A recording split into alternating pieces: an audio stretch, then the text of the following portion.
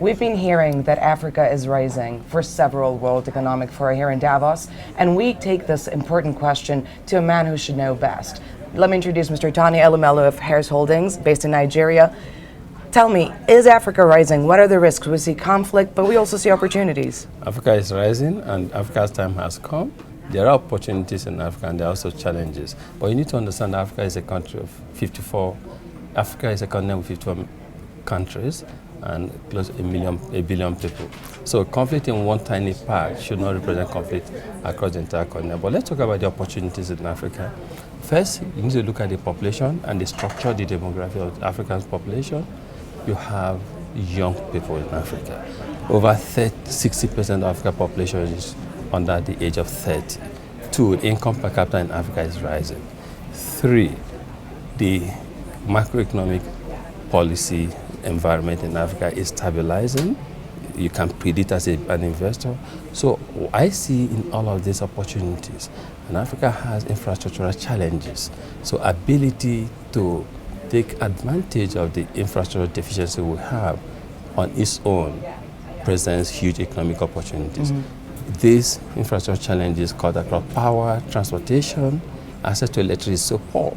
And so that presents on its own opportunities for investors.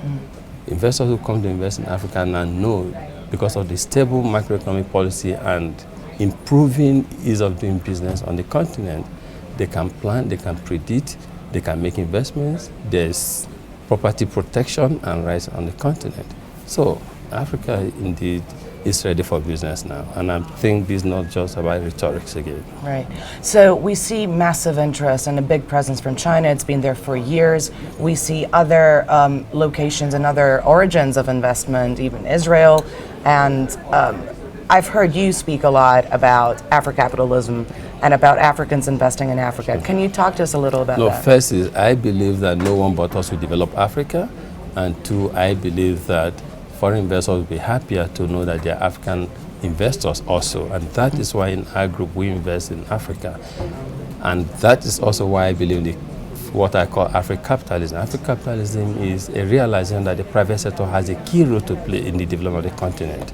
And the private sector should invest long-term in key sectors like power, like transportation, that have the opportunity and ability to transform the continent. So long-term investment, investing in key priority sectors, and a realization that even local Africans must lead, must invest in Africa to give confidence to our foreign associates and partners. Tony Elumelu, thank you so much for being with us.